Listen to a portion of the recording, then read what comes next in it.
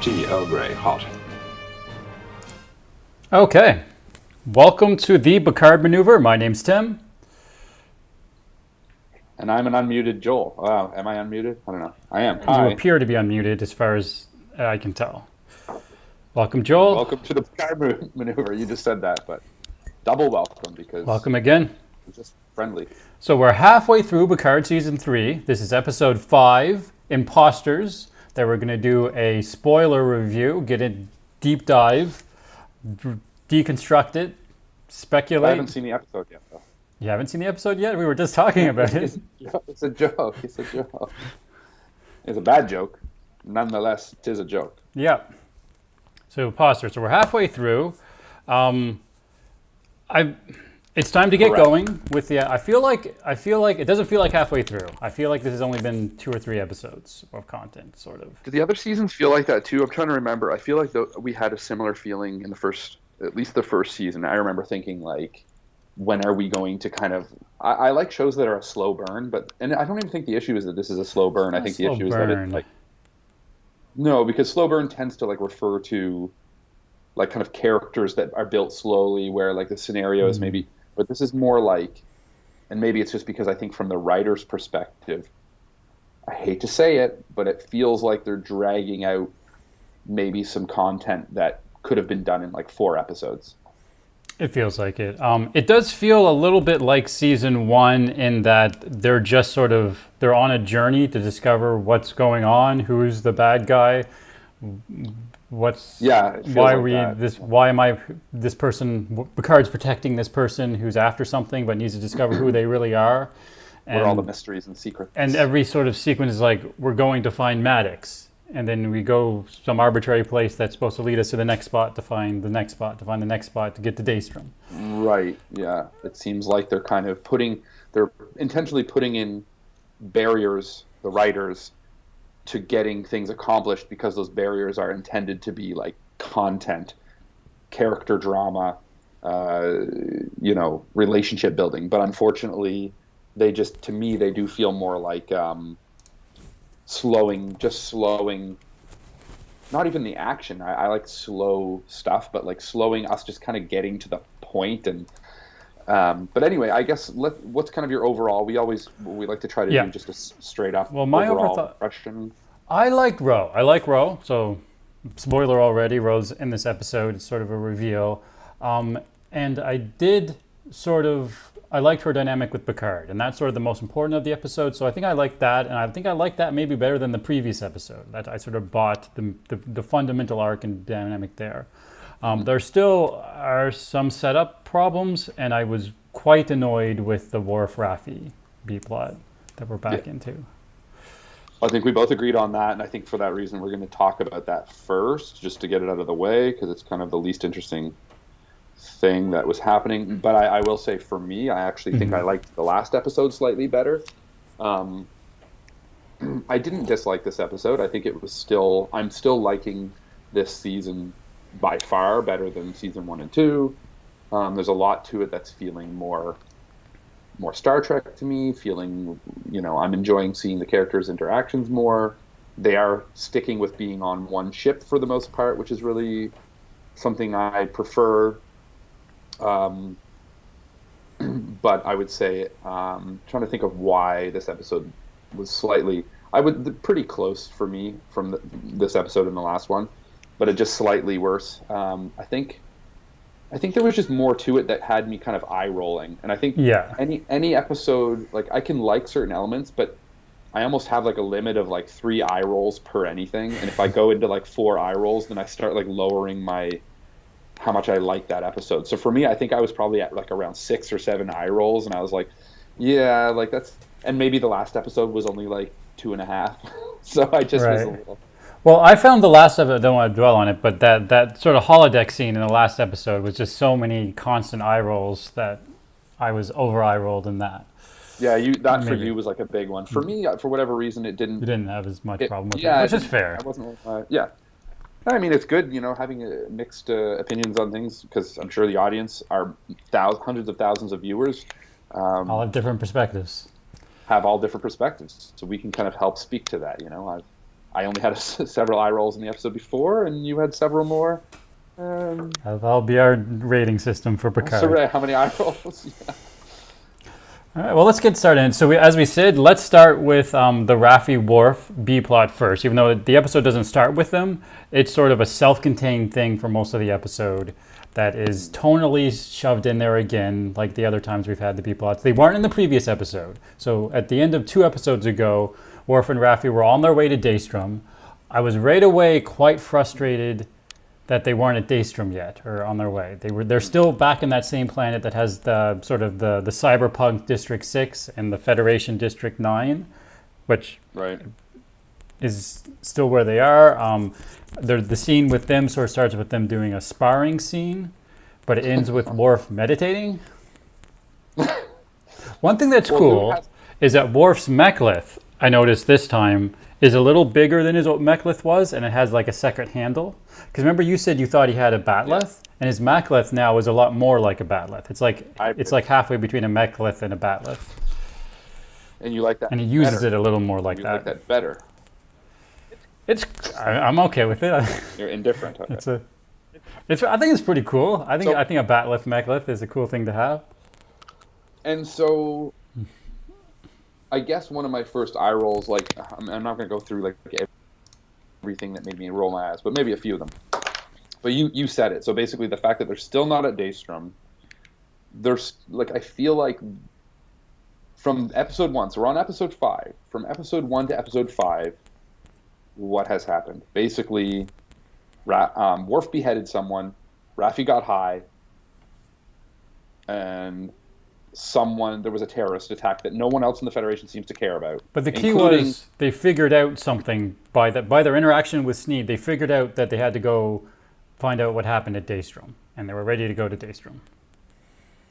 Right. So I guess, but like from 1, 2, 3, 4, 5 episodes, could that have happened in one episode? I think absolutely. Yes. I feel like. Yeah. I feel like it feels like tonally. The Raffi Worf plot, although finally at the end of this episode they connect with Picard, but it seems like it's completely separate from the other show, and that they sort of they really wanted to have it in the first episode, but they really struggled with how to shoehorn it in to make it last 5 episodes so that they can meet at the end of the 5 episodes.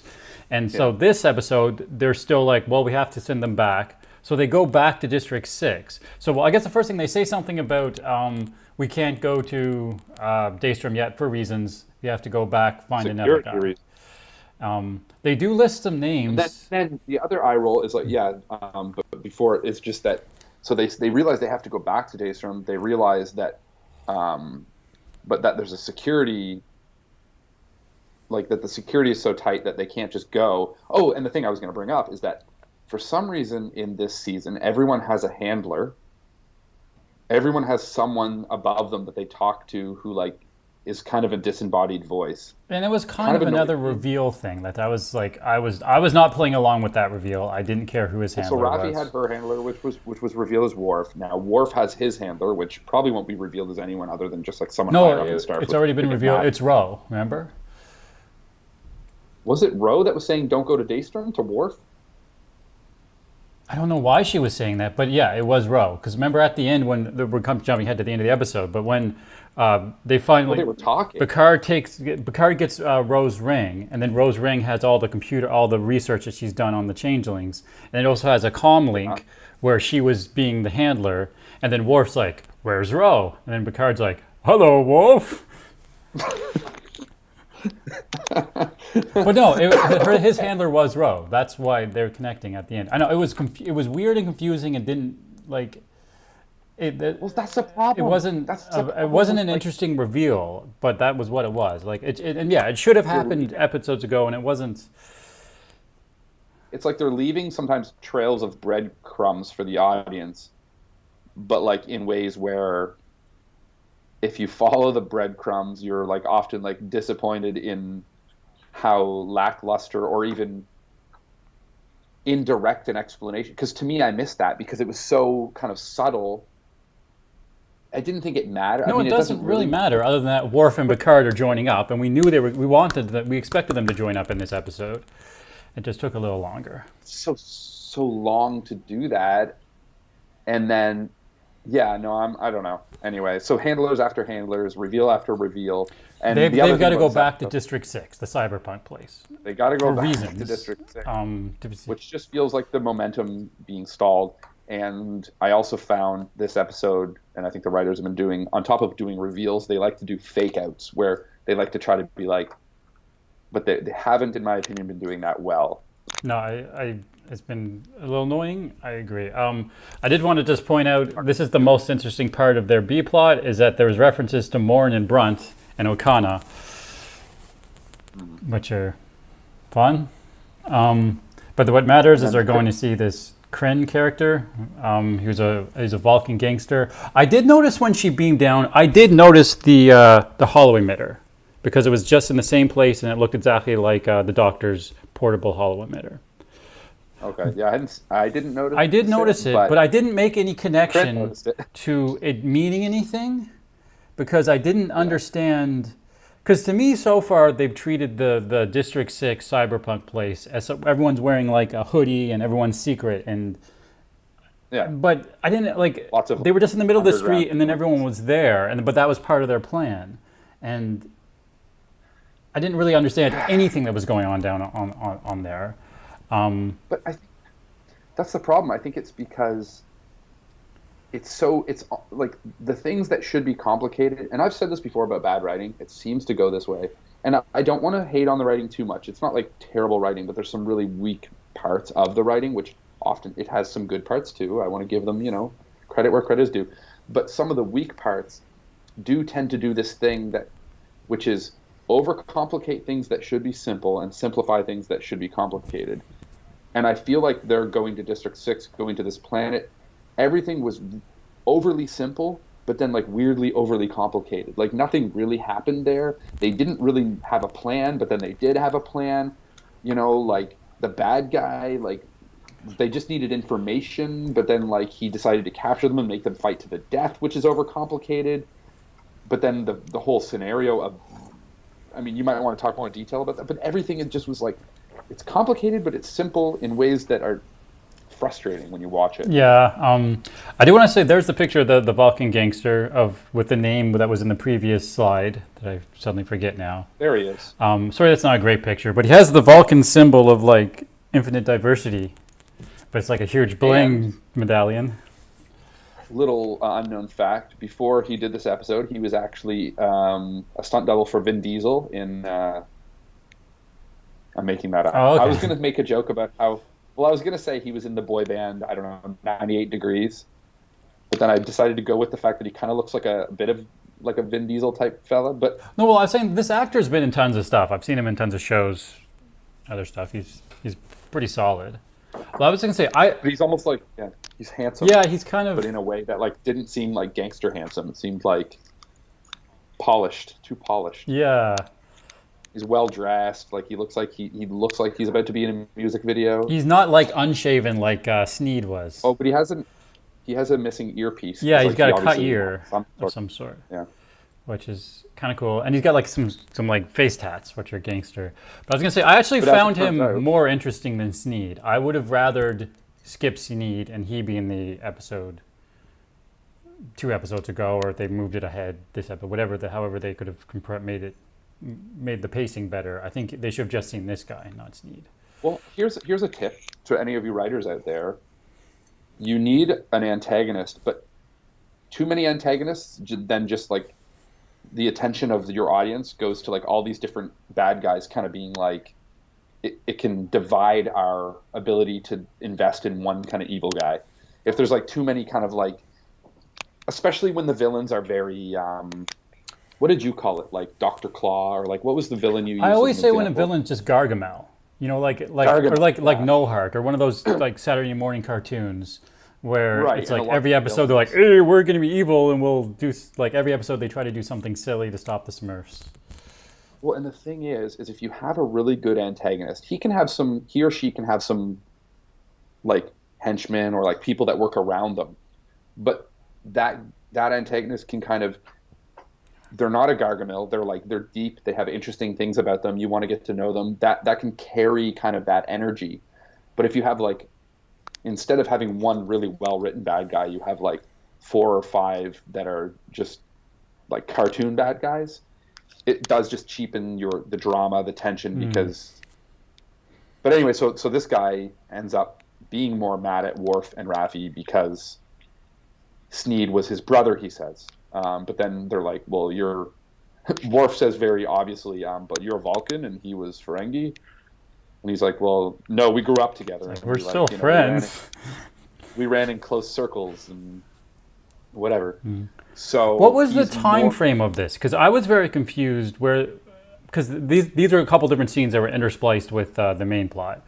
But I didn't understand where they all came from, because he had a bunch of gangsters and they were all around him.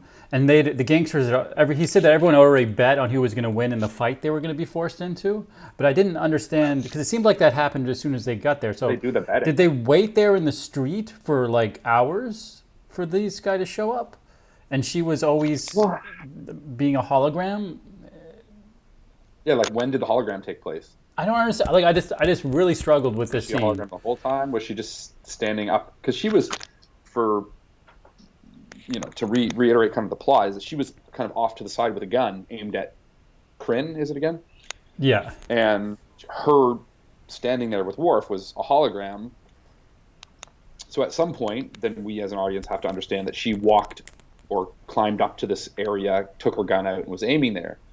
And I think your confusion is like, when did that happen? If the bad guys already knew they were there and were taking bets on who would win, how long were they watching them? And if they watched them for long enough to take bets, then would they not have seen Raffi climb up? But they and take this position? Like, well, they didn't see her do it. They just knew she had a holo emitter, right? I don't know. I mean, I think we're putting too much time into this scene. I think we put more thought into this scene than the writers did already. I think that happens sometimes. Okay, so I mean, the point being, what ends up happening, what creates the drama, is that Kryn knows what they're up to. Their horrible plan, which is literally just having Raffi like be a hollow version of herself, instead of just. Why don't they just go see this guy? They're Starfleet security. Just stand out in the middle of a street. They could have had maybe something to trade with him, or like give him value, or anyway. Point being. He figures it out, and his idea is, instead of, even though he's brothers with Sneed, instead of just saying, I'm going to kill you guys because I'm mad at you, he's like, well, one of you can live, and you just have to fight to the death, and that's what I'm going to do. And so in the middle of the street. Now. My money's on the Klingon. And anyway, then Worf says a bunch of gibberish about like sacrifice, and makes it pretty obvious that he's going to let Raffi try to like stab him or hurt him in a way that where he will take the fall on purpose.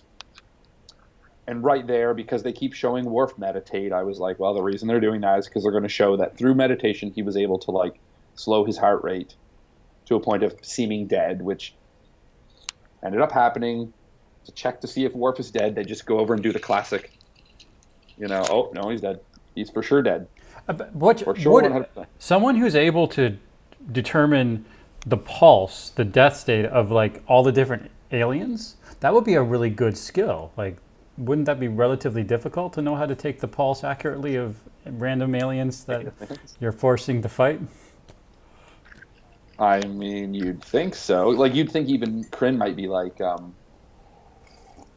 obviously this is too much detail for the writers to go into, but you could suspect that someone like Kryn, who kind of seems to be the ringleader, would be like, check if he's alive and make sure you check in a way that determines whether Klingons are alive and not Vulcans or humans, or because they do all have different. He did have that dismissive line. I find he's something about the smell of Klingon blood is disgusting or something. Good. So we kind of discussed, like, and for me, I don't understand how. Yes, being stabbed. Maybe it's believable that he could be dead, but really, like, if he's this gangster guy, he's seen people stabbed. Like, Worf literally just like fell down immediately, and anyway, he wasn't dead. Yeah, but the point is, we weren't fooled. Doing reveals in a show is very subtle, like you're saying. It's the audience has to figure out the reveal just before the reveal happens, so that it's both a surprise, but they get the satisfaction of having figured it out and feel good. Like takes very subtle hinting type of writing, and this reveal just was obvious and felt annoying. If you don't have the time as a writing team to really figure out the intricacies, then just don't write that way. Just write straightforward. Just have scenes unfold. Just have Worf and Raffi needed information. Maybe this gangster was like, hey, like maybe they had guns to their heads and it was dramatic, but maybe he was like, they somehow convince him and then they get the information. Or maybe this already happened in episode 2 and they already were at Daystrom Institute and like we didn't need to drag this out so long and meet like 6 people. And that's the other thing. It's funny. I watch sometimes our streams of season 1. Like I've seen stuff we did from season 1. And one of the things that drives me crazy is how bad some of the names of characters are. And I know if I watch this stream in like 3 years, I'm going to hear myself saying Kryn and Sneed, and I'm going to think like, how could they not have come up with better names than Kryn and Sneed? Like, speaking of kids' cartoons, they just sound like Ninja Turtle bad guys, like Krang and Splinter and Shredder and, like Krang. And anyway, come up with better names. Give the names weight. Make people feel real by giving them names that like feel like they were lived in. Like these people, if he's this, and that's the thing. They're not doing justice to a character that this guy's supposed to be a Vulcan gangster who's been around a long time. Like, give him more weight to his character. Don't just make him like a dude in a leather jacket named Kryn who wants people to fight to the death.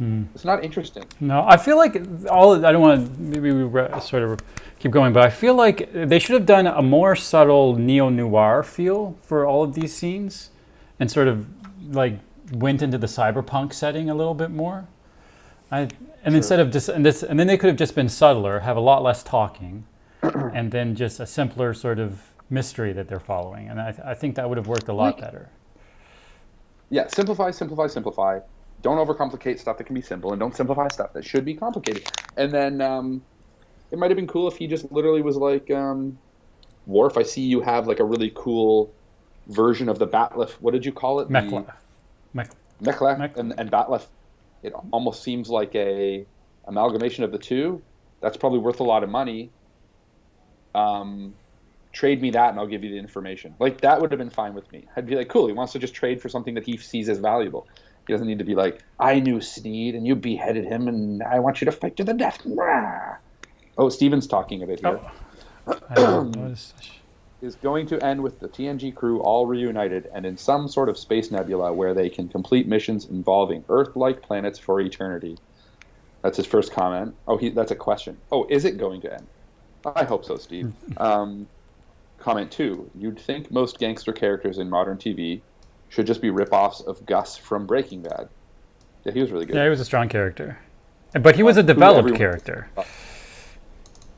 Well, that's what I'm saying. So if something should be complicated, and I don't mean they need to spend like 4 episodes developing this Kryn character, but at least make him feel like he has true motivations and that he like actually... They need to develop one of the villains seriously. Because they haven't done that with Vadic either. We've barely seen her since the 2nd episode. We had that one thing where she cut her hand off. Well, and I don't know if we'll see her again. Like, it might be like, you were saying for sure you thought we would, but now I'm like, I don't know, like, I don't think she's going to be important in the end. I think it's going to be the one who was basically her handler. That's the other eye roll thing. It's like, everyone has a handler. So I think what it is that they're trying to create dimensions to everything, but it just feels like you need to be, even in a bad guy, I think the audience needs to be invested. Well, I was thinking about it in a broader sense. Villains on TV shows that I thought were, hey, these are genius villains, are either legitimately scary, like something about them actually like gets in your head and is scary, or relatable, or they have some pathos or motivation where you actually sort of agree with them, and then you catch yourself being like, I can't believe I agree with that, but actually that makes sense. Yeah. And that's the second one's harder to do, I think. But actually making a character really scary is also hard. But they're both hard to do. But it's doable though, and it's done, lots of TV does it. Like we were referencing The Last of Us, which is another show that's airing right now. Actually, I think they just did the final episode, right? But when you see, it's a good example because you have bad guys that they develop really quickly. You don't have a lot of time to get to know them. You get their motivation. They still come across as scary or evil, but they feel like real characters, not just like comic book villains. Which sometimes, who cares? Like sometimes a movie calls for a comic book villain, and that's fine. But like the Star Trek universe is like, it's real people. And anyway, we're focusing on old Kryn way too. Look at his photo. He's still up there like doing his blurry hand point movement. saying, like, All right. Well, let's wrap this scene up because we sort of jumped into this. I think we like in the main arc is a little bit more important. So the episode actually starts. Worf, you're watching. I love you, Michael Dorn. It's not your fault. You're amazing, and Worf is an amazing character. I just needed to say that. Oh, certainly. And I really liked I didn't like the dynamic. I didn't think there was a good dynamic between Worf and Raffi in this episode, or there wasn't much. But the episode where they actually were together and doing stuff, I thought there was a good dynamic. I don't agree. But anyway, crying Jack. Yeah, so the episode actually starts with the crew, LaForge, Sidney LaForge, and the Bajoran ops guy talking about how the ship is coming back online. online. I took the notes. Yeah, they say everything's coming back online. Systems are coming back online, and then they're like sleepy, like they've been working for a long time. And then Jack comes onto the bridge. So it starts before Jack's even on the bridge, but then Jack comes on the bridge, and then we realize it's all a dream. Yeah, after that. So after they've murders people, essentially. Because he starts murdering people, which is a dark bridge, and he's wearing a Starfleet uniform, and we get that sort of red tendrily stuff everywhere. Yeah. And that one character says, "I know who you are," which is very leading to being he's some reveal of who he really is, right? Yeah. So. Yeah, the first note I made, which I thought was kind of funny, is that why was he dreaming about other people talking before he even entered the room? Yeah, it's kind of it's weird. It doesn't. Which again, it leads to writing of they're trying to do a fake out, which is showing Jack murder people, and then the audience going, "Oh, shit! I thought he really did. It was a dream." But the problem is, if you're going to do that, then don't have the scene take place in a way that couldn't if it was a dream. At least have it all from Jack's perspective, because then when we find out it is a dream, we're like, okay, it adds up because when looking back, you realize it was from Jack's perspective. But looking back on this one, it didn't start as a dream. It started as a scene. So they wrote it kind of wrong because they wrote it as a scene that then became a dream, and maybe they're trying to convey that as the audience, you're seeing the people on the bridge, but it doesn't make sense because it's not it really a scene. Doesn't make sense, and I don't know why they do that because it's such a. Why not just start it with Jack walking onto the bridge? Exactly, because they could do the same thing. Crew and, we could still hear them talking about it from his perspective, and then they almost look over at him like, "Sir," or like, "Jack," or like, "Why are you on the bridge?" And then boom, boom, gun, shoot. Yeah, no, evil Jack. It's such a simple rule of how you do scenes like that I don't understand why. Just got overlooked, man. I don't know. They did it. So Jack is clearly struggling with this evil thing that's trying to take over him. He keeps hearing a voice. He's seeing the red tendrils. His eyes turn red. Yeah, I noticed the voice is "connect us" in this scene. Yeah. So, but he clearly is at odds with these feelings because he's crying. He's getting really emotional. He's trying to fight it. I don't know if this isn't really fair, but I did notice because his character is very sleepy and tired and exhausted in this episode, and they had a lot of close-ups on his eyes. I did notice that the actor's wrinkles were of a man in their mid to late 30s, not of.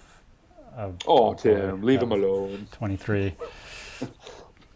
Yeah, no, he's clearly a little older. One thing I realized about this actor, for any other watchers of series, is he's actually the new season of You on Netflix. He's a main character. Oh, okay. That was actually sort of like a murder or thriller, romance thriller thing. Romance thriller, yeah. It's the new season's not great, but either way, it's funny though because he has kind of this face that he doesn't have anything really distinguishing about him. And so it took me 3 episodes to be like, oh, that's Jack Crusher. That's the same guy. I didn't even pick up on it because to me, I don't know, it's weird because I'm watching 2 shows that he's starring in. I like him, by the way. Yeah, he's a great actor, but he does have that sort of face type that is handsome, charming, non-specific sociopath. Little non-specific sociopath, yeah. Yeah. So anyway, which works for what the character's going through now. I think he pulls it off. He's a good actor. He's a good actor, and he does work as Picard's son. Yeah, and Just his mannerisms and kind of his character. I think he was cast well as someone who could be Picard's son. Which is he? I don't know. Maybe he actually isn't. So yeah. okay. So that dream wraps up. Then we have sort of the setup of where they're at, where Riker passes, Shaw's a jerk again. gives Captain back to Dirk, and then Shaw right away is like, "Yeah, I already called the authorities, and they're on the way. And you guys gonna?" He says, "I didn't know if I noted." Yeah, he says basically like, "I'll leave you two to get your bullshit stories together." Yeah. But Yeah, and it that's was funny. Like, it is, but like I think like Shaw's character just seems to be swinging all over the place for me because you see moments of him kind of being like honorable and caring a little bit more, or at least being invested in like not just being the comic relief, but then like now that the drama's let up, he's just kind of back to like, Oh, that's Shaw. good luck, idiots. Yeah, but ultimately I was But anyway, okay with so it. yes. He says So that they're already in trouble. Starfleet's on its way, and they're going to be. What is it? What is it that they're being charged of? Treason. Treason, exactly. Which I guess that works. I was sort of comparing this to what the Kirk crew do in Star Trek Search for Spock. Because in that the treason was specifically that they were going to the Genesis planet that they were specifically ordered not to go to because it's a special planet. In this case, it's more that they just sort of pretended that they were on orders to go somewhere to try to trick them to go somewhere. That's really the treason. But, I mean, the fact that they're being reacted to as treason seems to be motivated by the changelings of actually taking control, as we learn, of Starfleet security. Oh, and yeah, they that's really are true, looking yeah. for Jack. So, I mean, that tracks internally. What's key from this point is that Picard right away knows we have to protect Jack from... Right. At this point, I think they don't know Starfleet's bad guys yet, but he tells Seven to go protect Jack. And Seven's going to go give him a Starfleet uniform. Yeah, that's the best way to protect him was just to put a different shirt on him. Yeah, I don't understand why anyone looking for him wouldn't be like that's scanning him around and be like, that can't be Jack, he's wearing a different shirt. I just didn't understand it. Well, that's what Seven said. She literally said, "We're going to hide you in plain sight." But it's like, but that would work if they didn't already like know who he was and probably have a description of him and see photos of him. Tricorders weren't a thing. Yeah, there's too many reasons why that's not a good enough way to hide somebody. Steven says, is his character going to somehow introduce Bashir if it's some kind of birth defect genetic thing, or just seems like changelings? Oh, sorry. Oh, yeah, introduce Bashir. Yeah. I don't think. I think there's other characters we expect to see long before Bashir. This episode has another reference to Janeway. Later in the episode, Picard mentions Janeway or Chancellor somebody as the two people they could go to get who have authority that could get help. So I think it's more likely we see Janeway's on the list of more likely cameo characters we see than Bashir, I'm afraid. Though obviously Sadig is still out there. Sorry, Steven. I'd love to see Sadig. So keep going. What do we got?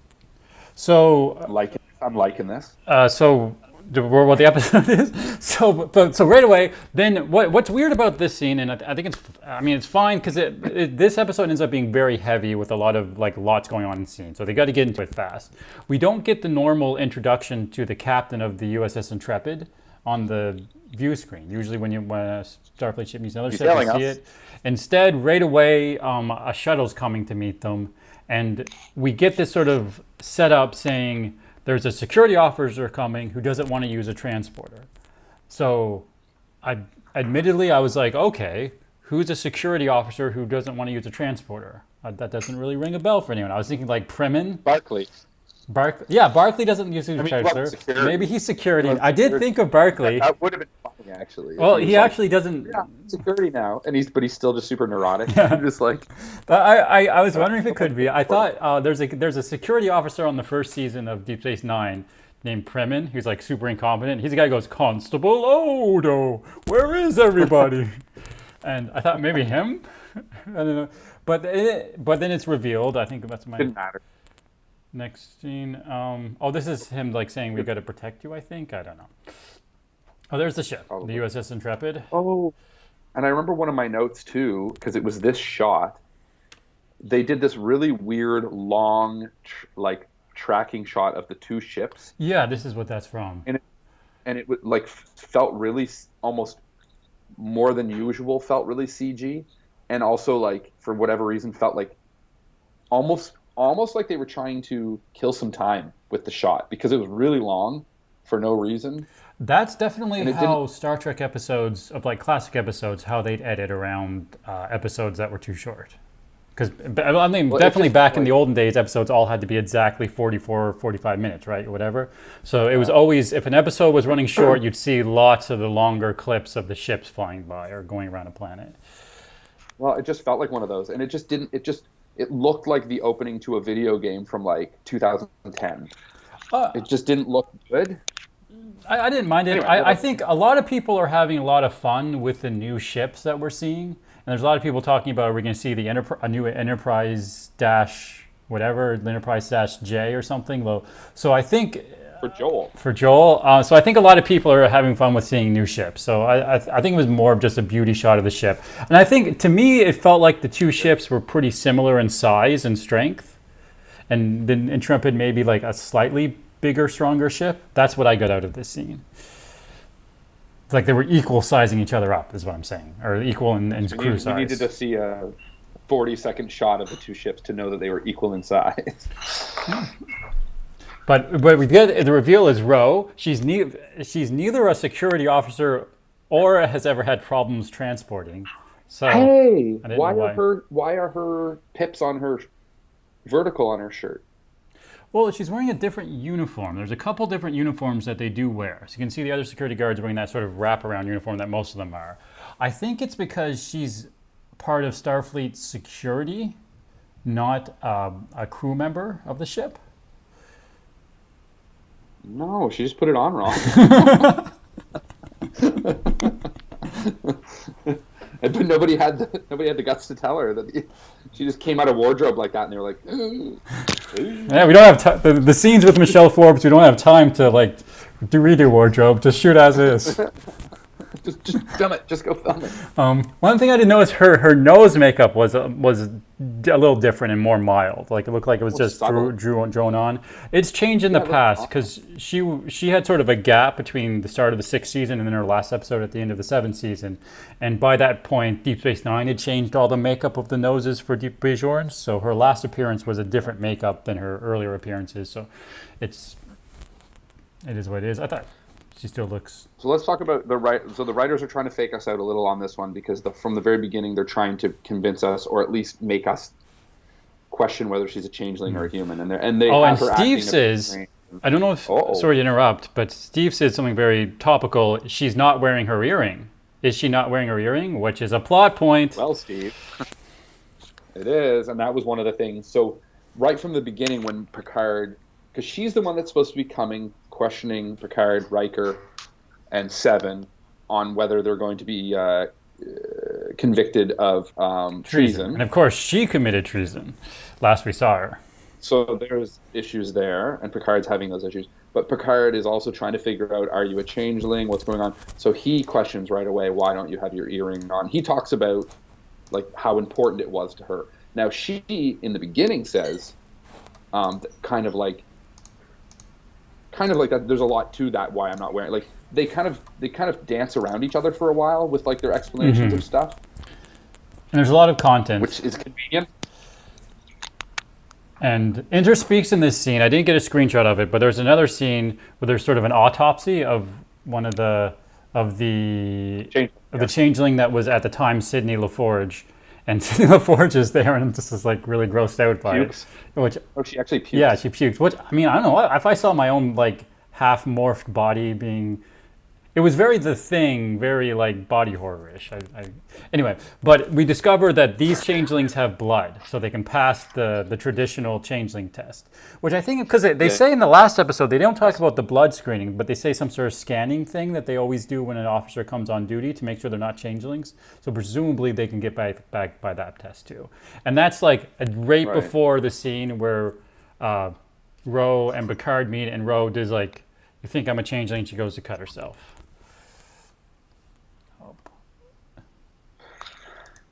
Oh my! I would just leave me where I am. For some reason, my photo resized. Yeah, I don't think know. this. Oh, I think I'm frozen too. Great. Yeah, sometimes you get better. Okay, well, let's bear with us. Let's take a Joel, why second. did you disappear, Can my we man? still hear you? What's going It should on? come back in. I'm gonna check here. Let me see. Because I see you. I see your Checking. feed from. I'm catching up to it right now. If you at home are watching, I'm just listening back to see Because I how bad thought it is. from what I saw, you seemed to be doing really well earlier on. I was like, okay, this at least we're working well. But it never. You shouldn't have thought that out loud. You're what ruined it. Yeah. Murphy's Law. Steve says Joel's audio's fine right now. Oh, you sort of come back, but you're still small. Why does it do that? It's the weirdest. Well, I glitch. think it, but It just the makes me small. because we're capturing you from a Skype, and I think it's automatically Resizing. like the quality is going lower. I don't Okay, well, just leave me in the corner. I don't mind. This is where I like to be. kind of. Nobody puts Joel in the corner. Well, let's try to get back You're to where back, we were. and I though, just because- moved you. There we go. That's fine.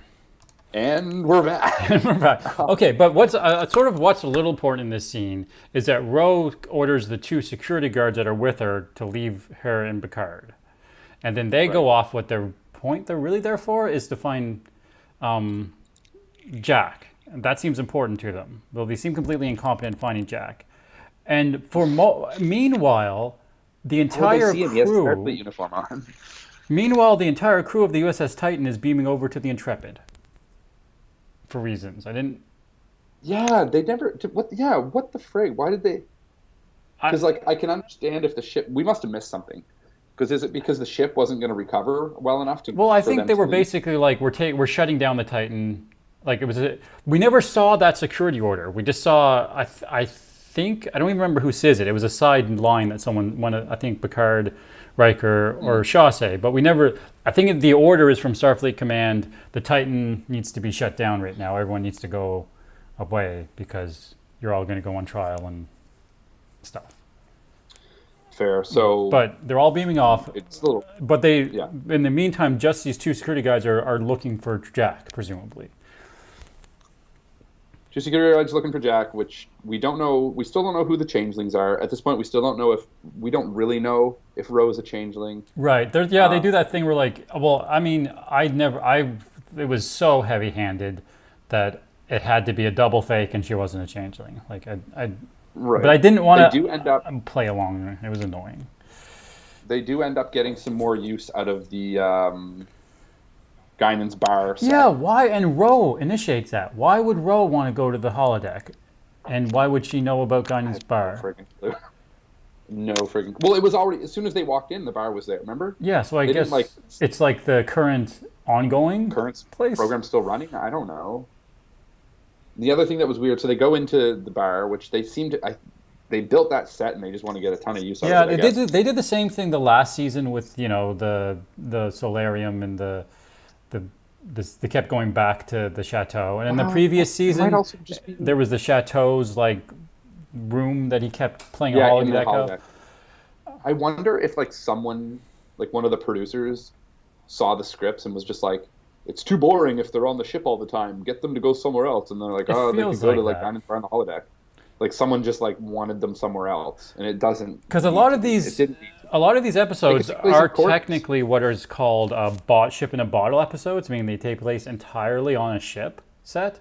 And historically, those are always they'd always be we can do 6 episodes a season that can be on good locations, 10 episodes a season that can sort of we can do something with they had a stage 16 with the caves and the outdoor set stuff, and then a few episodes a season they had to do cheaply that would take place entirely on the ship. And these have actually mostly been ship in a bottle episodes on the Titan.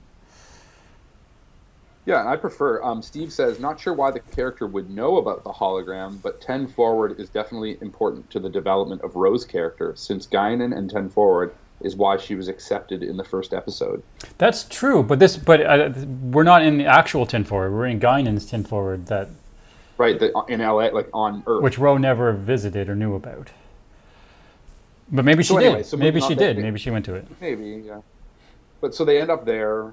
I mean, part of it is I think she wanted like a private place to talk. Yeah, I think the subtext was that if they went to a holodeck, they could talk without being overheard. That was a safe place to talk. But then Picard, you can tell, is still unsure of whether this is really Ro, because this part was an eye roll for me. Beverly sent him a message at some point too, which is on the screen that Ro could see. Like, it's not like there's lots of ways to send messages that are less obvious. And Beverly's message is basically that the changelings can now appear to be more. Yeah. So then she goes, well, I'll prove I'm not a changeling and cut myself so you can see my blood. She does that like right after. Or right before. She does it right after we learn about it, but then right before Picard learns about it. Yeah, so you're just kind of like, okay, so the writers again are trying to fake us out. Anyway, but then Picard goes behind the bar to get her a drink and takes a gun. No, he even clicks, turns off because this is another logical thing that he has to turn off. Apparently there's a button to turn off safety protocols. He presses that button, so then it's a real phaser. But he never tells her that. Of course not. But I don't understand how a holographic phaser exactly becomes a real phaser by turning off the... No, but whatever. But two questions here.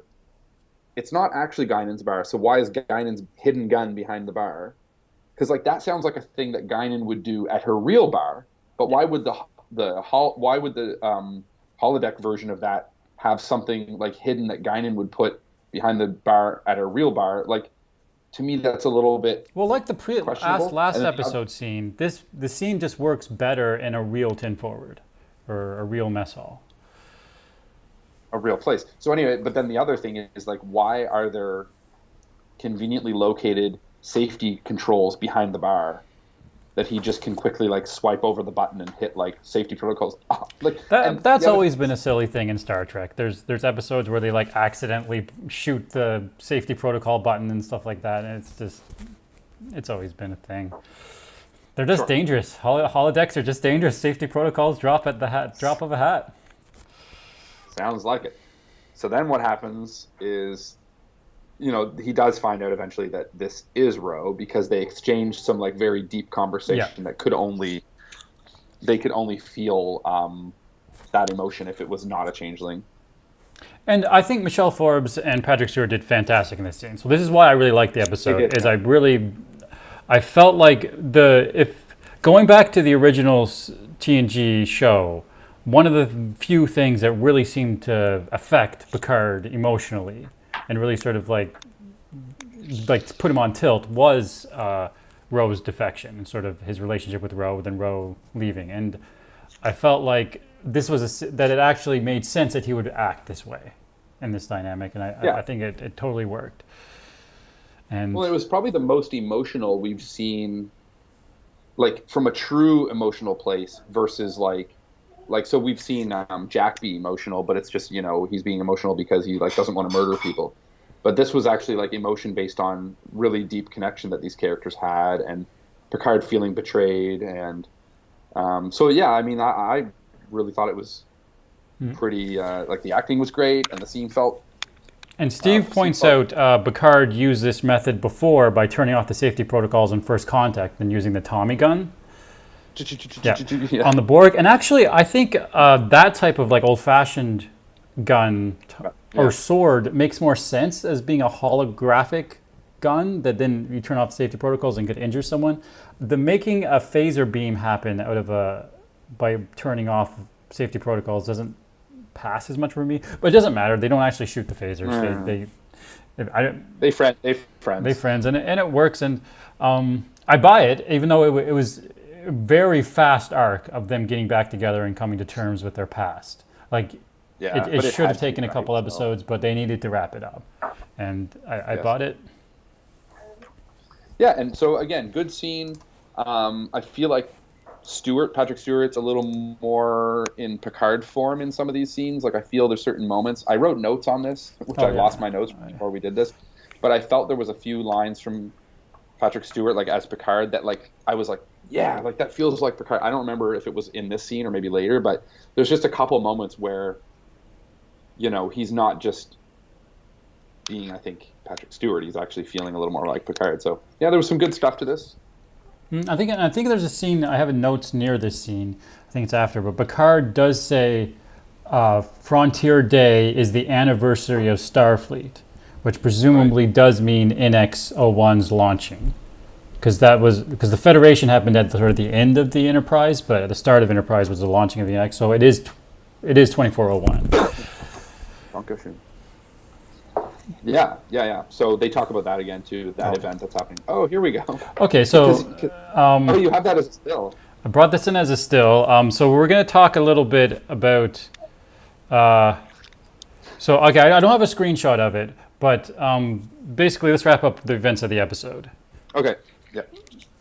Do you want to? You want me to do it? Yeah, go ahead. Okay. Let me let me gather my thoughts here. So Ro does reveal that she's been researching. She's been looking into the changelings that are infiltrating Starfleet, that it's really bad, that Picard should run, that they should take their ship and run, that it's worse than they think. She leaves her earring behind, which was a question from the beginning. Why aren't you wearing an earring? Because she made a very big deal out of that in The Next Generation, because she wouldn't take it off. It was very meaningful to her. Riker shows up and quickly, he's done this a couple times in this season. He figures stuff out for Picard, where Picard doesn't know what to do, and then he's just like, oh, and then you just click here, and the earring displays all her research, holographically, and a comm link to Worf. And a comm link to Worf. Before this happens, though, we have this send off for Ro. Steven, if you're watching and you don't want this spoiled, close your ears. But basically, Ro is leaving the ship on a shuttle with 2 security officers. Of course, the security officers turn out to be bad guys, changelings. They plant a bomb on the ship, beam off. The bomb, I noticed, had the countdown of the bomb was Dominion writing. Was it? Okay. I wasn't sure what that was, but I noticed it was alien countdown. So the bomb's counting down. She hails the ship, talks to Picard. Basically, they have this nice moment, but she says, I don't have time to defuse the bomb. I'm going to try to slow down the Intrepid. So she flies towards the Intrepid before it explodes. She's gone. She damages the warp nacelle. But then the Intrepid starts arming its phasers or whatever to shoot at the Titan. What am I missing here? Well, there's a cool scene where Shaw is finally convinced that, hey, they're shooting at us, something bad's happening, and Shaw does this. Shaw has this line: "Immediate emergency order 4642. Starfleet has been compromised." Right. Which I thought was cool. They convince Shaw to be on board, and then they warp away just in time. Well, yeah, because there was a little extra drama, where Picard's saying we need to run, and then he's just like, "No, we're not doing this anymore." Well, he's just like, "What? What's going on? What?" Because which is understandable. The crew isn't here. But then he realizes, man, none of this makes sense. Something bad is going on, and right. Well, I think Picard actually says, "Well, look at what you're seeing," or whatever, and he looks at the Intrepid, which is starting to attack them, basically. So they literally warp away as the photons are flying. I don't know if I've ever seen that. The photons were so slow that they're heading towards the ship, and then they go into warp. We've seen that before. We've seen curiously slow photon torpedoes that allow a ship to zoom away. Slow. It was curiously slow. We've definitely seen that. The other thing I wanted to bring up is there was another couple fake outs. So Jack Crusher, this whole time. So meantime, there's another thing going on with Jack. Yeah, so Jack has still been fighting these inner voices, these demons. Seven, we brought up her hiding him in plain sight with the uniform, but we didn't bring up that him putting on the uniform then made him nervous, because in his dream he was wearing the uniform when he murdered people. So then for him to put the uniform on, I think he was like, "No, it's coming true. It's becoming a reality." Regardless, he puts it on, and he ends up being stopped in the hallway by They finally found him. Security officers, which we assumed were changelings. We didn't know for sure, but anyway. Well, I think two of them at least were the ones that were the changelings. And then we saw two of them do a little morph thing after they beamed. So we knew they were. Yeah. So, I mean, they are changelings. Jack, up until this point, we didn't realize, has superpowers. That was kind of cool. It was cool. Yeah, well, so whatever this evil thing is he's been fighting off, it kind of takes over him in this moment. His eyes kind of go all red, and he basically easily kills like 4? Yeah, it's 4 changelings. And I noticed they were all, I think they were like headshots, which is like the classic, like when someone goes quasi-Hadaric, like from Dune or superhero, they shoot the bam, bam, bam in the heads. But headshots don't make sense for changelings, presumably. Well, maybe this is the only thing I would argue towards why it might, is that the other thing Beverly said when she studied the body was that not only did the blood work, but they that actually also their organs made their bodies like the insides were also. Yeah, like their organs stayed organs. So maybe if these changelings have committed to being like more biological, but still being changelings, like maybe they are easy. Maybe you can murder them by shooting them in the head. These things. And that leads exactly to what the next screenshot is. If we're ready for that. Oh. But is there any other thing about the episode we want to wrap up? Well, they seem to connect with Worf, so it seems like we're going to go see Worf. Is the result. And just quickly too, before you switch, Steve just said Dominion being bad would sort of ruin the DS9 finale for me. Hopefully that's a false flag too. I think so. Yeah, well, they've parsed the idea that there are a small group of changelings, of founders who are a splinter group. Rebellious. Then they're rebelling, but they're a secret group that no one knows about, and we're not. And there's some connection between them and Jack, and I think maybe it has to do with somehow that Beverly, when Jack was young, maybe he was sick. They had to help him. She had to help him with maybe. We'll get to those theories actually in a moment. Okay, but then, yeah, Steve also said, "Don't these things travel at the speed of light?" LOL. And I think he's talking about the photon, like them shooting at photon the ship. Torpedoes. I don't think actually travel at the speed of light. They usually don't. The phasers seem to, but photon torpedoes just use photons as what they're just like physical torpedoes that use photons to explode. Go ahead. They travel at the speed of a dramatic moment for the writers. Yeah, I mean, that's always been the case. But I wanted to bring this up, and this is related to some of the theories we're talking about now. So like 2 or 3 episodes ago, before we started our little YouTube show, you said that you had a theory that Vadic and her whole crew of cliquey mask people were changelings. And I said, I shut that down. I was like, no way. Oh, I remember. I was like, that's silly. We don't even want to bring that up. Impossible. Idiot. But you were right. According to Say it again. a tweet from about a week ago from Terry Metalis, Vadic, just because we were confused about what Vadic was too, because it seemed like only our hand was changeling. Vadic and her whole gang of like mask clicking things are changelings. The reason I thought they couldn't be changelings is, at least historically, changelings have only been masterminds and deep cover agents. They were never easy to kill goons, and that was sort of an important thing of their dynamic and how they had goons that worked for them. And in the past, in the main universe, every time a founder died was a big deal. They were hard to kill, and if they did die, then an entire battalion of Jem'Hadar would commit suicide, or Odo would be turned into a solid. So I just assumed that they wouldn't make a bunch of easy to kill goons changelings. Now clearly the changelings in this show are different, but I thought maybe it never was supposed to be a reveal or an interesting, but from the very first early trailers, they had goons that had masks on and were very mysterious, and we were all speculating who they would be. And I thought that was going to be a reveal or something that was important, and it's not. It's just they're changelings, and changelings are different now. Yeah, we don't know to what extent, and I don't know if them wearing masks was just. I think it was probably just to make them look more like bad guys. I don't think there was any real reason behind that. It's easier makeup. Yeah, and it's easier to cast too, right? Yeah.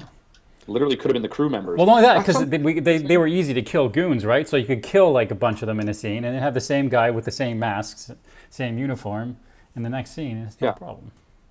One thing I am noticing, though, is I do think that I don't know if it's a budget thing, but it does seem like they're really sparing. They're being really tight-fisted with with cast, because there's moments where like, and I think that's partially why it keeps being handlers and stuff, because it's easier to have someone's voice over like text and voice instead of actually paying an actor to be in the scene. But like, to me, that's taking away a lot from. I used to love the scenes where like, on the view screen, all of a sudden someone would come up and say, your mission's changed, you have to do this. And then they'd be like, no, we can't do it. But instead now it's just like a text coming up and saying, you can't go to day. But also remember the first season, a lot of the flashbacks would be on a different planet or in some sort of like botanical garden outside Federation headquarters or stuff like that. In this season, every flashback has just been in the same place, the Tin Forward Bar. We keep just going back to the same, they definitely have been cheaper with location shooting. Yeah, but like noticeably as well. Like, it just seems like a lot of times, like, again, even the Raffi and Worf thing, when they're on a ship, it's always just like, they don't have a crew. They don't have, even if it was a makeshift crew of like 2 or 3 people around them, like, or the holograms. They just were like, yeah, something's that it's not just it for whatever reason, unless they were on a shuttlecraft, like, because often in Star Trek, like, characters would go off together on shuttles and they would like take away missions or do like different things. But when they were on a ship or the bridge of a ship, there was always at least some skeleton crew, like a few people helping run things, like an engineer, something. But in this case, it's literally... Well, the La Serena seemed to need those holograms to run, right? He seemed to need at least a few people, usually. Well, Rios... Well, yeah, for sure. But I think, like, clearly they were trying to write him out of the show. So I didn't expect to see the holograms. But, like, it just would be cool if Raffi had, like, a few, like... I just think it would add to the vibe of the Beast, and not to go back to Raffi and Worf, so I'll just stick with the main story. And I just think that there are certain times where it feels like they're copping out, or like so all of Vadic's crew having masks on. It actually made it less enjoyable, because I would have liked to see her crew. I would have liked to see like what that looks like. It would have, again, made it more real to me than just having a bunch of people with like their faces covered clicking all the time. Like, why were they clicking? What was that now? Like, we have no reason for clicking. Yeah. If you watched Strange New Worlds, the Gorn, who were kind of like aliens, like from Alien, they would like did some clicking things too. And remember, I was saying those really crazy villains from that. I forget the name of the episode now. It has a similar name to a few other episodes where Riker was like being abducted in his sleep. They were clicking. So clicking's is a scary thing. It's just scary. That's all it was. So anyway, kind of back to... Well, back to Jack. Jacko. That's good. I like that. A theory, and I noticed this right away. His eyes, when he gets superpowers and he's got red eyes, it's similar to Pa Wraith possession that we've seen on Deep Space Nine. So Jake and a couple other characters. Oh, did I have a screen? Oh, I have the screenshots in the wrong order. But anyway, but Jake gets some superpowers and fights as a Pa. In quick introduction, the Pa race are like the bad guys to the prophets in sort of Bajorn's religion. They were like cast out prophets from the temple, from the wormhole. So the theory is that the visuals look a little bit like. It could be a Pa Wraith or Pa Wraith possession, and it does track. Yeah. So there's a few different theories. I mean, and of course, there's theories now about, because they are being mysterious about what's going on with Jack, which it's something we're used to with the writing, and I hope it's not again one of those things where it's like much weaker than people are predicting, because there's lots of theories going around right now. And one of the other theories, just to shoehorn in there, is that the tendril things, the red tendrils that we see, are somewhat similar to the tendrils we saw on Harry Kim in Scorpion when 8472 infected him. So that's another theory. I've seen a few different theories, one being the Pa Wraith, the other being the species 8472? 8472. The other is there some involvement with the Borg Queen and the Borg? Is there an amalgamation of all? We know that there's some kind of... Well, it is. But we know that there's something with the Daystrom Institute. Okay, so there's some kind of technology or maybe something stolen that's biological.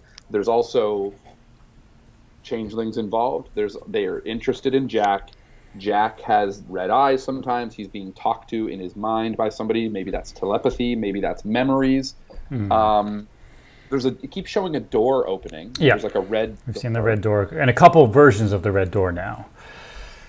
And tendrils, as you mentioned, which seems like some form of alien species, or maybe it's just supposed to be symbolism for like an infection or the spreading. It looked a lot like the underground from Stranger Things too. The upside down. Or sorry, the upside down. I do want to say though that we've had 0 references to the Pa-wraiths or even the prophets so far, and we've had Bajoran characters, Ro, and in addition to the ops officer on the bridge is Bajoran. So I just don't see the writers introducing a completely new religion race without having already established it. Now that we're halfway through the show, and same as 847 too. Like they would have referenced them. I feel by now. Do you think there's any maybe Borg involvement? What are your thoughts on that? I would be annoyed to have Borg involved again this time after they sort of did Borg arcs in both the previous seasons, and now it doesn't seem to really connect. Like, it feels super awkward. What's your theory then? What do you think's happening with Jack? I mean, it has to have something to do with changelings still. I don't think my theory's really evolved since the last episode. It's still, I think he's either somehow has changelings in his brain, or he could actually be a changeling who forgot he was remember with Ash Tyler in the first season of Discovery. He was like a Klingon. He was deep underground and he sort of didn't know he was a Klingon, and he'd been like reconfigured into a human looking. Like it could be like someone he could have been like an early version of these new changelings that are so deep undercover they have the organs and stuff, but he doesn't remember, so he went too deep undercover. The problem with that, though, becomes if he's a changeling, then how is he also Picard's son? That is the problem, and that would be kind of a double reversal thing. That would be a big deal.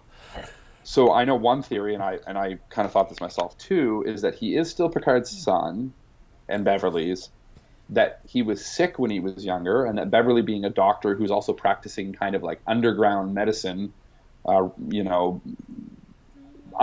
the law and rule of the Federation, because she feels like, and maybe that's sparked that a little bit, is that maybe she, in order to save Jack from something, she had to use a unconventional method, which maybe involved changeling DNA or changeling blood, or that's the most straightforward theory, I think, because Beverly's a doctor and does doctor type things, and that's what she would do. So that we also know the changelings are after Jack, so he has some connection to the changelings or something that matters to them, and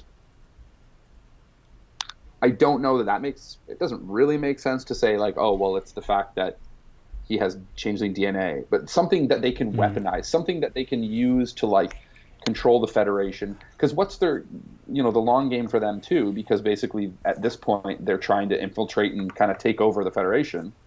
Well, what's their long game? Like, what are they trying, is it to just have a terrorist attack at Frontier Day, and then all the Federation and Starfleet will look like. Oh, I really hope it's not that like they're trying to like weaponize Jack to be the weapon. Oh, that seems kind of obvious, doesn't it? Yeah, Jack is the weapon at Frontier Day. Yeah, it's got to be that. I was going to say one other theory that's going around, it has something to do with Irromatic syndrome, the disease in the degenerative brain disease that Picard had in the first season that actually was the same thing as, and we mentioned this at last episode, remember, I think? That's not a genetic disease. We haven't seen any indication that's genetic, so I don't really see why that would need to be the reason that Jack was endangered. Because Jack was out there doing tons of arms deals and getting shot at and killing people. I'm sure he could have been injured another way, and then Beverly has to save him. I don't think it needs to be Irromatic syndrome. Yeah, well, let us know if you are watching and you have a theory, but like I still don't. Even for me, it doesn't add up that Beverly, it's something to do with Beverly trying to like, because she acted when she talked to him. So there's a moment where Beverly says, "I know you well, Jack. You're not sleeping again." She seems to know something.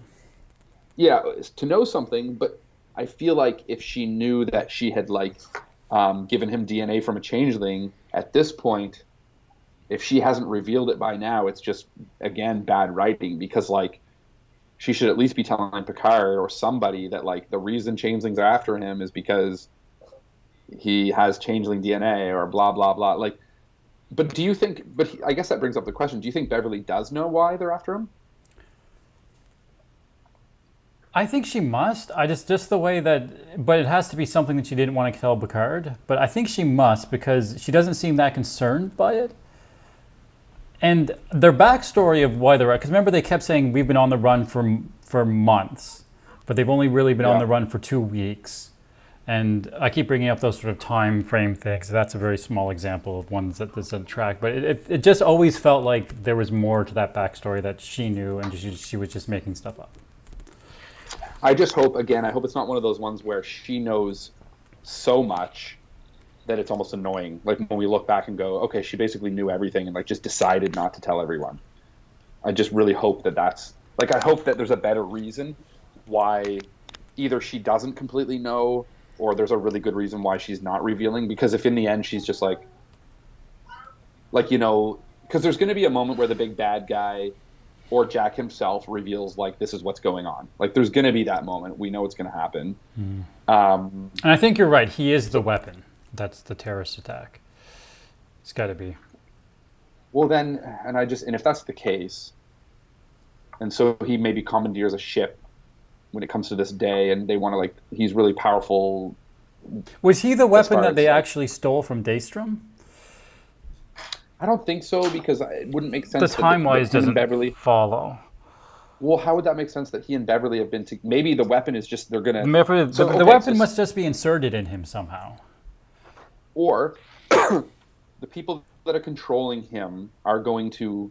It's almost like a sleeper. What do they call them? A sleeper agent? Yeah, like the Mongolian or not Mongolian. You know that region of China above Korea. That there was a movie about. Okay. Well, Manchurian Candidate. Manchurian Candidate. Oh, sure. Yeah. So people know kind of what a sleeper agent is. They have like, they've been hypnotized or whatever's been implanted in them, and at a certain moment they wake up to be like an assassin. So in this situation, that's what it feels clearly like. Something evil or dark is trying to connect with him. If it's successful, which it seems it will be at some point, at least in a dramatic way, successful enough to make the audience go, "Oh no, Jack has been turned." I'm thinking that maybe Jack is the one they're going to put the weapon in his hands and say, "You're the one that's attacking with this really terrible weapon." So I don't know that will matter. I don't know that the weapon is somehow part of him, but I think that maybe he'll just be the one that's flying a ship towards this event with the weapon to use it. And Picard will either have to decide, does he have to kill his own son to save, but then in the end, I think Jack will... He'll make the last-minute character change just like the first season. Remember the whole arc with Soji? Yes. It was kind of the same thing. So will then Jack will have to, maybe something with Beverly, maybe something with Picard. What's the overriding kind of theme this season? It's been kind of about... sacrifice and children and death. Sacrifice... Protecting children, maybe killing your child to protect more people. Picard will have to sacrifice himself somehow to solve whatever's happening. You think? Probably. I was thinking so far, to me, Riker's the most likely death because we've seen a lot of Riker, and he has this sort of existential arc that if he ever resolves that, like, I can find meaning in sacrificing myself, he's going to die right away. We're just seeing so much Riker. We are, but like think about it this way: Riker has Deanna and his daughter. I forget her name. Picard at this point. Think about it from the perspective even of Riker could go on. They could. I know this isn't gonna. They're not gonna make more episodes and more stuff involving the TNG crew, but like hypothetically, the one that they kind of need to like give a really great exit is Picard. Like you're right. It's awkward because he was going to die at the start of the first season. But, I mean, you're right. At the end of the day, you're right. He's going to have to not sacrifice Jack. He's going to have to sacrifice himself to save the day when Jack is activated to be the terrorist. I think so. Yeah, I mean, I got it. I think that's Now that you've sort of said all that stuff and we're thinking about it, that seems to be super obvious right now. and it's going to be crazy to think of the. I mean, I think Picard. I think character- Jack really must be Picard's son. So he didn't have something in him. They must have gotten it in him. Maybe they found it, or they were part of the heist, or they just met the people. Like I think whatever's in him was the heist thing, because that's just the simplest connection between the two arcs. Is that because there's still a bigger weapon that was stolen. I think the bigger weapon is whatever is in Jack. I think that's. But how, other than this telepathy and other than this like red eyes thing, how could he have a weapon in him? Like physically, do you mean it's like biological? He's carrying it. I think it's just like superpowers that let you kill a bunch of people that is programmed to happen at a certain time. Yeah, I guess I don't know exactly. It seems there was a show that was a science fiction show called Raised by Wolves, and in it one of the characters. Oh yeah, I've seen that. Oh, remember he put those magic eyes. One of the humans took the superpowers of the magic eyes and put it into him. And he sort of got superpowers, and it made him like super powerful and stuff. But he like but then he got like all like tendrily and veiny, and his eyes were red. Like it was kind of similar to that. Like that's what I'm picturing. It's some sort of technology that shouldn't be in a human, but it's in, and it makes him look older.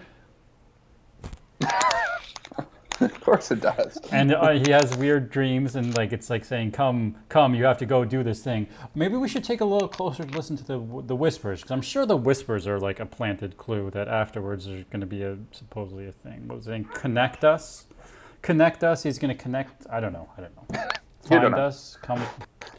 Oh, I think it's kind of just that like cryptic, like it's the same stuff we've heard in a lot of if someone's hearing voices in their head and it's like from an evil source trying to force them to do something bad, and it's just like, find us, connect us, be with us, remember who you are, Simba. I don't so I like, no, but that's cool, you think that. I still think that somehow the weapon is separate, but he's programmed to just I think he's the weapon, but I don't think the thing stolen from Daystrom was like somehow integrated into him to make him the weapon, but maybe. Regardless, I do think the plot will happen in that Jack will be activated. He's going to be the one to either be the weapon or launch the weapon or activate. That's the word I was looking for. The weapon. And it has to be because he's Picard's son. Maybe all along they planned to use him all along because they could get him close to Picard. It seems like they'd be better people for that, but that would at least fit a certain type of logic. So why would it have to be Picard's son then, in your opinion? Well, but remember they said that Picard and Riker were doing these big speeches in the middle for the big Frontier Day event. Good point. Yeah, they could get him there. That's for sure. If they could get Picard's son, would be someone that they could actually get like there into the spot. Yeah, but it doesn't really make sense because if they're infiltrating Federation the way they are, it doesn't sound like it'd be hard. No, you're right. But that doesn't mean that logic doesn't mean that it's not still the case that that's going to be a point. Is the problem with our deconstruction of this stuff. But yeah, no, they seem to be well infiltrated into Starfleet security, and I got to point out. For more than 10 years, Starfleet security was run by Commodore O, who was a Tal Shiar agent. And now Starfleet security is completely changeling. So it's been like 15 years straight that all of Starfleet security has been bad guys. How are they operating Starfleet? Yeah, that's a bit of an eye roll moment for me, I guess. Like, I'm kind of sick of the whole, like, Starfleet. I wouldn't have minded. Yeah, you're right. Honestly, I wouldn't have minded. Like, if this was the first season and this was, but I think that it's all lately the best thing they can come up with is like Starfleet for whatever reason is evil. It's infiltrated. Yeah, it's the whole idea of Starfleet being infiltrated, Starfleet being evil, trust no one at Starfleet would work so much better if we hadn't been told that constantly for the last 2 seasons, or not as much last season, but you know what I mean. Well, you just brought up a good point, which is that literally like Starfleet. I forget, like 15 years or so, has been run by spies. Yeah. or changelings, or And people haven't that been wanted to helpful destroy or Starfleet. useful, and have been roughly either the bad guys or portrayed as untrustworthy and involved in conspiracies and etc. Yeah, I mean, and so it gets to a point where you're almost like, We didn't trust you either Starfleet figure in out, the first place. well, and they either got to figure there's like, like rebuild, do something. Something's not working for you guys. Something's really not working. I hope that's a But the other thing payoff. that's annoying, is all through the original series, all through TNG, all through Voyager, all through DS9, all through, this wasn't happening. Yes, there was like a couple times where there was like the aliens that went in their mouth and like controlled their brain. But Well, other than that, I Starfleet mean, wasn't even. Badmirals was a cliche. So if there was, and Stephen points out Section 31 in Deep Space Nine, and they're connected to the Changelings. But that was the Badmiral. The idea that there was someone from Starfleet Security or an admiral that was in an episode. Usually they were bad guys because they were there to either disagree or to be part of something worse. But I always sort of had a understanding that that was just because that was in an episode. For that to work, for those bad admirals to work, most admirals had to actually be good. Starfleet still had to actually be good. Right, and then sometimes it just became about convincing the good admirals, that something was going on, something could be done about it. Oh, I froze again. But anyway, I agree, I disagree. Yeah. But yeah, well, I think we've covered some theories. I think you're right about Jack being involved, like that being the setup for the terrorist attack. That just seems too obvious now. Yeah, and it will create a scenario where Picard has to make that sort of choice, what would be, and like, it works better than Soji's one. I dislike Soji's choice, but do I destroy everyone in the galaxy? Do I kill everyone in the galaxy or not? Choice. I thought that was silly, but it's going to be the same thing, except for it's going to be Jack, and he's going to be and Jack candidate. and Jack being kind of not in control makes it a little more believable because he's trying to fight it. It's probably why in episode 5 they're already bringing in that he's struggling to fight it, because they want to show by maybe the next episode or the one after that he no longer is in control at all. He'll disappear, my prediction. Like, Jack will be gone. They'll be like, where did Jack go? Worf and Raffi will find out that, like, the thing that was stolen has somehow been used to control Jack, or is Jack, or, they'll then team up with Picard. Picard will obviously want to, like, protect his son, but will have to make a decision, and then somehow the only way to protect his son and Starfleet will be to sacrifice himself. And, we'll have a big scene in the final episode where Picard will be somehow killed, and everyone, Worf, Geordi, Beverly, will all be watching, and they'll be, like, crying, and it'll be this big, like, maybe they'll all salute. Yeah. I think your broad strokes are right. I think they're going to hold on to Jack Crusher a lot longer. I think we're going to have more arc of him getting along with Picard, and then it'll be a bigger reveal when it's like, all along Jack Crusher was the Manchurian candidate. I think that's not. I don't think he's going to disappear as soon. I guess I think they're going to try to hold on to that longer. So I give it to, what are we, episode 5? I give it to, like, episode 7 tops. He'll be gone by episode 7. Yeah. Well, we'll see. We've got we've come up with theories. Jaco. Yeah, we've had Jake's picture this whole along. Sir Lofton. It's just been Jake standing, like, he has, like, such a pained look on his face too. Well, I imagine those contacts back then, because back then they would have been this, like, stiff red contacts they had to wear. That would have been horrible. Yeah. Did you have any other stills, or is that the last one? Well, no, I already showed the other ones. There was the tendrils, and then him zapping, and then that's back to the start. Okay, cool. All right. Well, so yeah, we didn't think it was about race. Steven says, Jacko! Jacko! Jacko now. Jacko. I want to hear it. I want Picard to say Jacko. Picard to say it as he throws a baseball. Cool.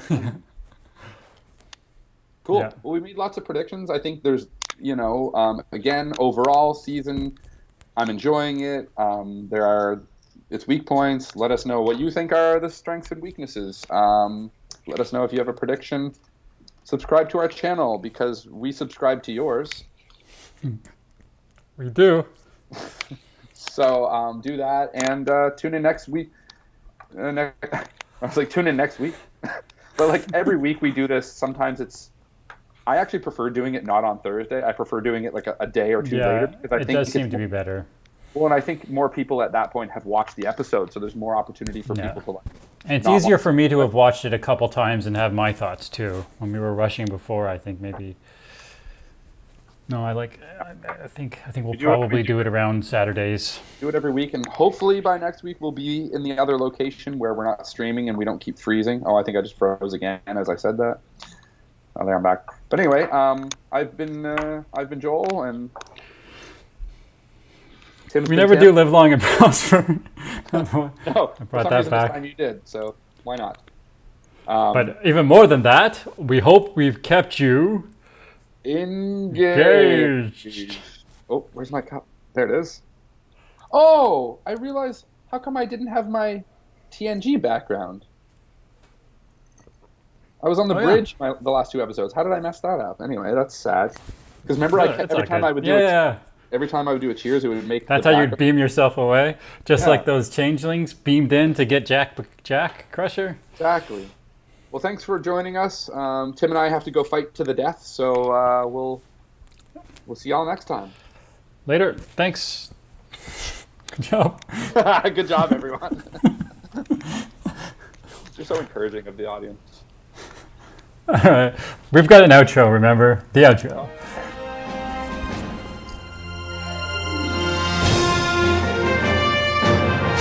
Picard maneuver.